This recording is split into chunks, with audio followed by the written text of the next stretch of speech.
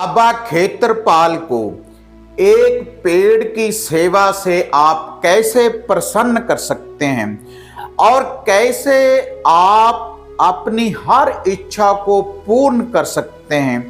तो क्या है इस पेड़ की विधि और कैसे आप बाबा खेत्रपाल जी को प्रसन्न कर सकते हैं, तो देखते हैं इस वीडियो के माध्यम से।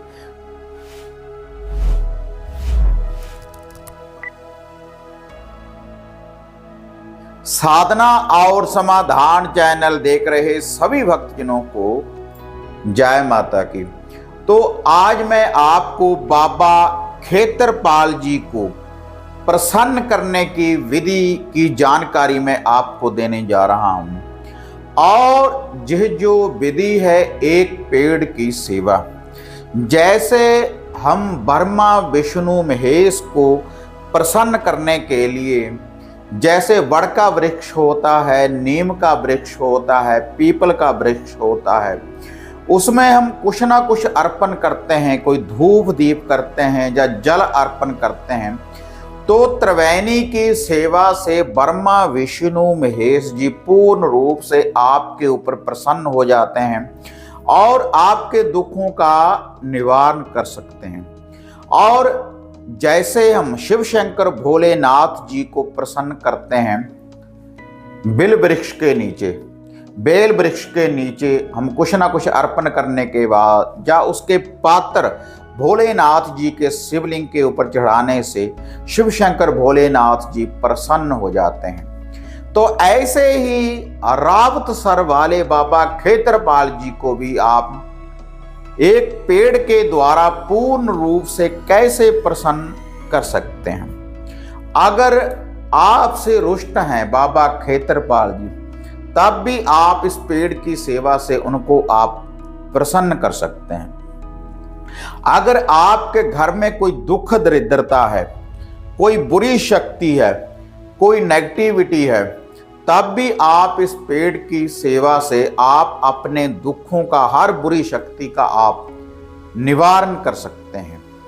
और इसके अलावा अगर आपके मन की कोई इच्छा है, कोई मनोकामना लेकर अगर आप इस पेड़ की सेवा करेंगे, तब भी बाबा खेत्रपाल आपकी हर इच्छा, आपकी हर मनोकामना को पूर्ण करेंगे।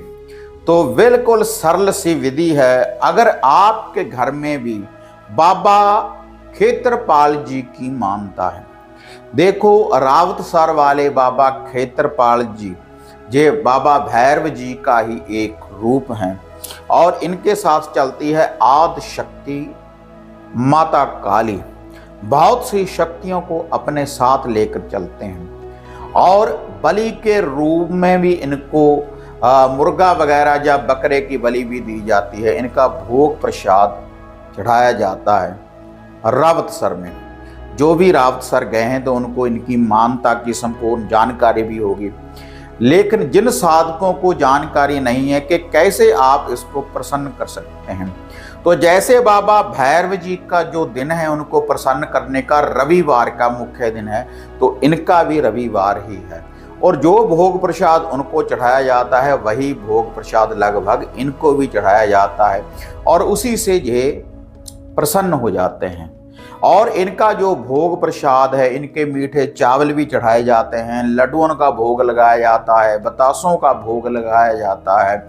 और जो बलि का मैं कह रहा हूँ उस रूप में भी इनको भोग प्रसाद अर्पण किया जाता है। सरसों के तेल का हलवा चढ़ाते हैं कुछ साधक देसी घी का हलवा भी चढ़ाते हैं, बाबा जी की कढ़ाई, और साथ में माता रानी का भी कुछ ना कुछ भोग प्रसाद अर्पण करते हैं।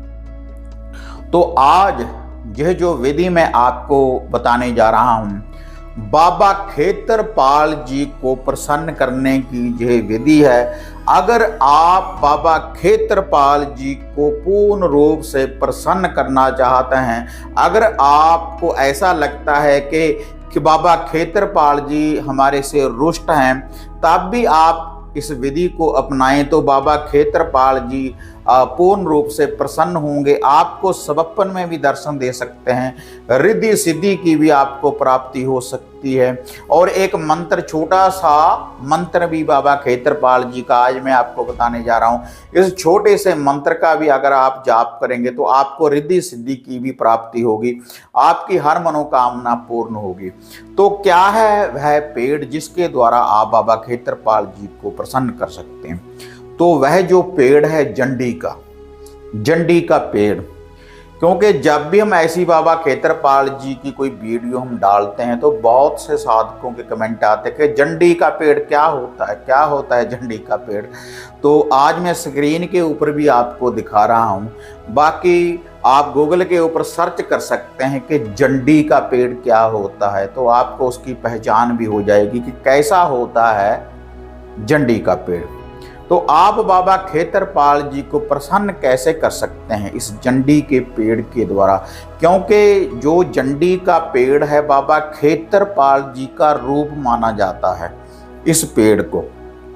और इस पेड़ में 14 वाले दिन बहुत से साधक बाबा खेतरपाल जी को भोग प्रसाद इस पेड़ की जड़ में अर्पण करते हैं, धूप दीप करते हैं, जोत बत्ती करते हैं।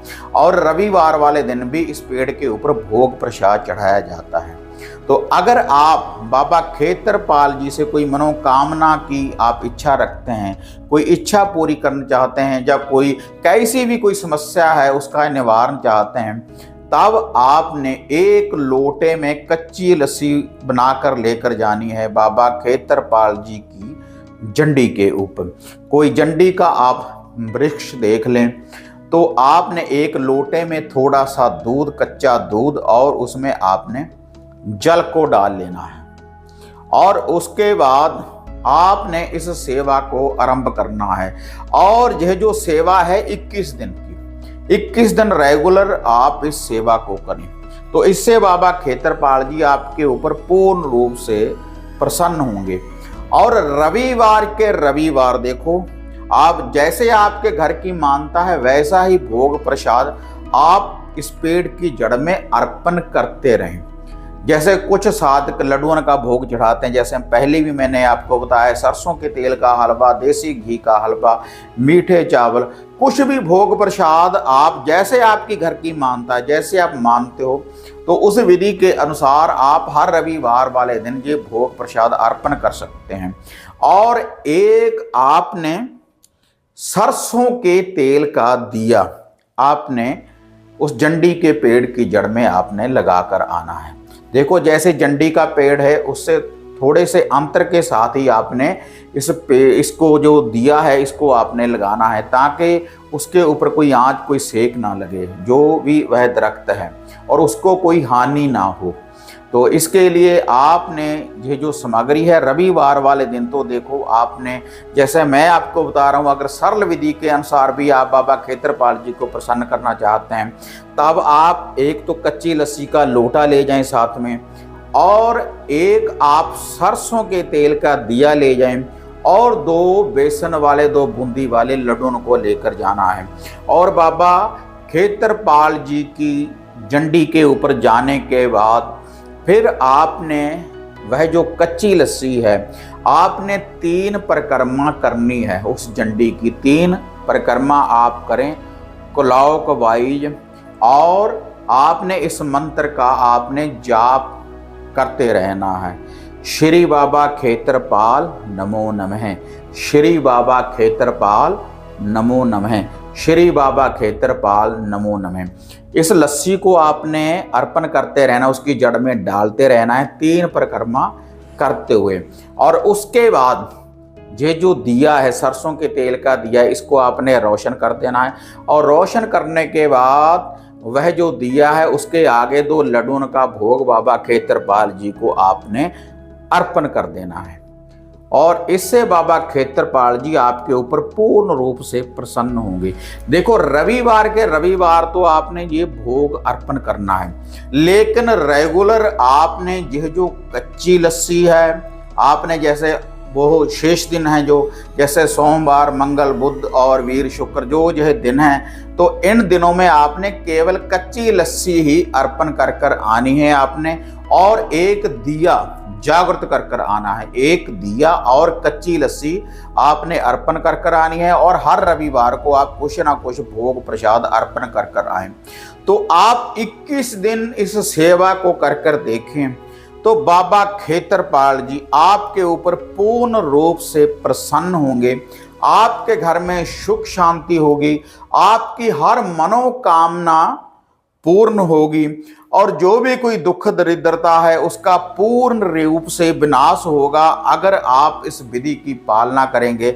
जैसे जो मैंने आपको बताई है बाबा खेतरपाल जी की जंडी की सेवा, तो जिनके घरों में भी मानता है, अगर आप बाबा खेतरपाल जी को प्रसन्न करना चाहते हैं तो इस विधि के अनुसार आप प्रसन्न कर सकते हैं। श्री बाबा खेतरपाल नमो नमः ये जो मंत्र है इसकी 1 माला 2 माला 5 माला आप जंडी के पेड़ के नीचे बैठकर भी आप जाप कर सकते हैं, या घर के बने मंदिर में भी आप जाप कर सकते हैं जहाँ पर बाबा जी की आप धूप दीप करते हैं।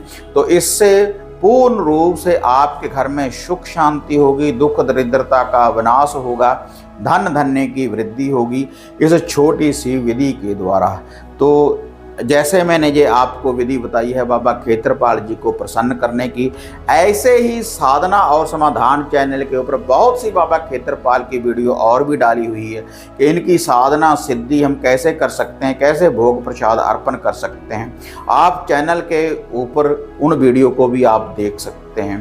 तो अगर ये वीडियो बढ़िया लगी तो इसको ज़्यादा से ज़्यादा लाइक और शेयर करें, साधना और समाधान चैनल को सब्सक्राइब करें। और इसके अलावा अगर घर बैठे कोई घर का केलन, कोई वशीकरण करवाना चाहते हैं या घर की किसी समस्या के बारे में पर्सनली अगर आप मेरे साथ बात करना चाहते हैं तो उनके लिए आप मेरे साथ बात करने के लिए अपॉइंटमेंट भी बुक करवा सकते हैं। और सामग्री वगैरह की बुकिंग करने के लिए, किटों की बुकिंग करने के लिए आप वह भी बुकिंग कर सकते हैं जो स्क्रीन के ऊपर आप नंबर देख रहे हैं। तो अगर वीडियो बढ़िया लगी लाइक और शेयर करें। तो फिर मिलते हैं एक नई विधि, एक नई अपडेट के साथ। तब तक जय माता काली, जय बाबा भैरवनाथ।